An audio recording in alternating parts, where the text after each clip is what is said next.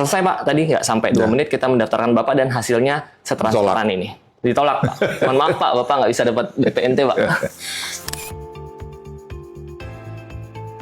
Kemarin saya sebagai Ketua Percepatan Reformasi Digital Pemerintah mendengar pendapat dan ditanya banyak hal. Bagaimana proses digitalisasi nasional itu. Dan saya sampaikan kita sudah 8 kementerian lembaga itu sudah semua datanya masuk. Tapi kan masih banyak nih sekarang lagi yang turut masuk lagi. Tapi ini pertama kali sepanjang Indonesia Merdeka 81 tahun bahwa data kita sudah terintegrasi mulai.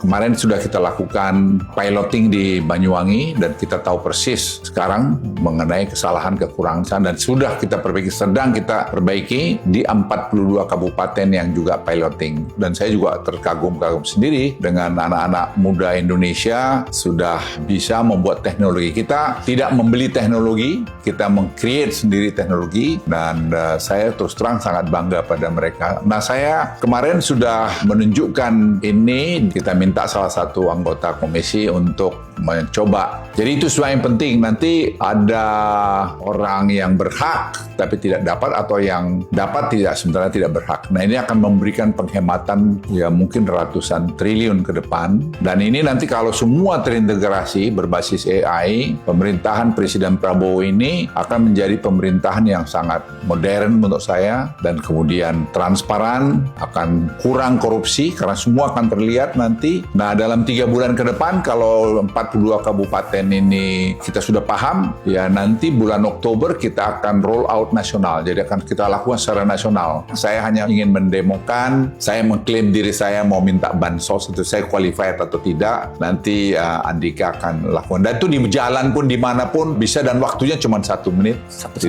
menit, betul. Akan lama. Baik, Pak, izin kita simulasikan. Tadi seperti Bapak ceritakan, ini ceritanya skenarionya Bapak mau minta bansos. Ya. Saya sebagai masyarakat tetangga, bisa siapapun yang punya handphone dan punya sinyal, saya bisa membantu Bapak. Nah, pertama saya masukkan, yang saya butuhkan hanya NIK Pak. Jadi sebetulnya semua orang yang sudah punya NIK Pak di Republik ini bisa difasilitasi hanya dengan butuh NIK-nya dan foto mukanya Pak. Jadi begitu sudah saya input, nah di sini kita mulai verifikasi biometrik. Nah ini Pak, izin Pak.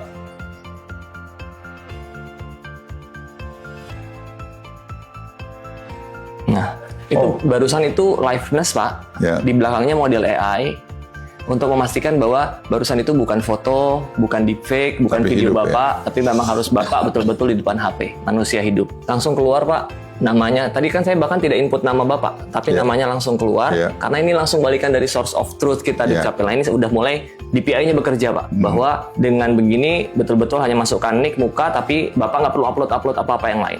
Saya masukkan nomor handphone. Nah, kita coba Bapak ceritanya mendaftar BPNT ya Pak, sembako. Bapak mendaftar sembako, baik saya bantu lanjutkan. Nah, saya perlu memasukkan ID pelanggan Pak Luhut. Setelah saya masukkan ID pelanggan Pak Luhut, langsung ini DPI juga bekerja melakukan validasi dan verifikasi langsung ke PLN sebagai source of truth. Izin keluar nama Ibu sebagai nama yang terdaftar di pelanggan di rumah dan juga dayanya. Selesai ini kita lanjutkan. Ini ringkasan, Pak Luhut mendaftar nomor handphonenya sekian, bantuan yang didaftar BPNT, ID pelanggan tertera nomornya dan nama pemiliknya, dan ini konsennya Pak. Dengan ini Pak Luhut izin bahwa nanti Kementerian Sosial akan butuh mengakses data pribadi Bapak untuk menentukan apakah Bapak layak atau tidak nih dalam pengajuan bansos. Konsennya diajukan dan konsen ini juga ditandai dengan autentikasi biometrik sekali lagi Pak. Dengan begini jadinya kita yakin betul sistemnya Kemensos sebagai yang bertanggung jawab terhadap program ini yakin bahwa betul-betul barusan Pak Luhut mendaftar walaupun entah di mana di Republik ini di titik mana, tapi sistem bisa mengautentikasi bahwa pendaftarnya betul dilakukan oleh Bapak. Sudah pendaftarannya masuk, begitu sekarang Pak, ini langsung izin Pak Luhut Panjaitan, anggota keluarga Bapak. Nah, saya sebagai yang bantu Bapak bisa langsung bilang, Pak Luhut, mohon maaf, Bapak nggak layak Pak dapat sembako, gitu kan? Maaf nih nggak layak. Dan Bapak tanya, kenapa saya nggak layak? Tunjukin. Bukan saya yang harus menjelaskan, saya tinggal buka sistem, diklik di sini. Ini Pak alasannya ada beberapa. Yang pertama, Bapak sertifikat tanahnya lebih dari 1. Mohon maaf Pak, gitu. Yang kedua, Bapak punya mobil roda 4 lebih dari 1. Desil Bapak di atas kelayakan program. Program ini untuk desil 4 ke bawah Bapak di atas itu. Upah per kapita, Bapak penghasilan Bapak lebih dari 1.082.000 per kapita per bulan. Konsumsi listrik Bapak jauh di atas 41,5 kWh per kapita per bulan. Ini alasannya Pak. Nah, ini yang sekarang sedang terjadi di berbagai titik. Dan kalau misalnya seandainya ini case beneran, orang mendaftar, dan dia merasa datanya tidak sesuai dengan keadaannya Pak, dia langsung melakukan sanggah yang juga dengan DPI sudah terintegrasi dengan DTSEN, dengan berbagai data untuk mengupdate data secara langsung dan memiliki accountability yang jelas karena kita menggunakan autentikasi biometrik. Ada pertanggungjawaban atas data yang diupdate. Selesai Pak, tadi nggak sampai 2 menit kita mendaftarkan Bapak dan hasilnya setransparan ini. Ditolak Pak. Mohon maaf Pak, Bapak nggak bisa dapat BPNT Pak.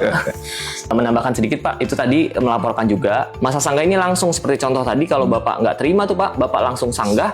Dan karena DPI-nya bekerja, data ini langsung terupdate di source of truth. Contoh yang paling konkret adalah DTSEN. Jadi kalau ada orang desilnya salah, dia melakukan sanggah hanya dalam waktu 15 menit, itu datanya terupdate di BPS sehingga desil DTSEN-nya pun langsung bisa berubah dan hasilnya pun bisa langsung terrefleksi berubah. Jadi masyarakat mendapatkan transparansi terkait proses yang sedang terjadi di back-end semua kementerian. Dan karena DPI sekarang bekerja, sekarang sudah database interoperability pertama kali yang insya Allah skalanya memang besar dan langsung bisa dirasakan oleh masyarakat. Ya insya Allah ya inilah awal mula kita untuk berbagai hal-hal besar ke depan Pak. Jadi Bapak Ibu sekalian, proses ini siapa saja kalau ada Bapak Ibu mau iseng nanya ke Dika di mana aja, kita bisa buktikan bahwa sistem ini sudah jalan. Tentu masih ada penyempurnaan di sana-sini, tapi saya kira Dika dalam berapa lama kita bisa sempurna ini?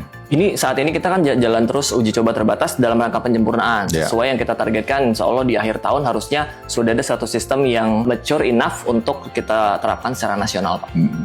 Jadi seperti saya katakan, kita pengen roll out nasional nanti di Oktober-November, dan kita berharap nanti akhir tahun atau awal tahun paling lambat kita sudah punya digital single ID seperti Dukcapil itu sudah jadi dilaksanakan. Jadi saya senang karena 8 kementerian lembaga ini semua datanya sudah mulai terintegrasi. Jadi Indonesia ini saya kira sudah melakukan satu leapfrog dalam bidang teknologi, dalam bidang pemerintahan berbasis AI. Sekarang dengan ada sistem ini, ayo rame-rame kita bantu dan kita dorong supaya jalan. Optimislah bahwa Indonesia itu masih banyak orang-orang baik dan masih banyak yang bisa dibuat baik. Manakala ada kurang di sana-sini, dengan GovTech tadi, itu saya kira akan bisa kita selesaikan dengan cepat. Tapi perlu kesabaran, kekompakan, dan kita berdoa bersama untuk terbaik buat negeri yang kita cintai ini. Terima kasih.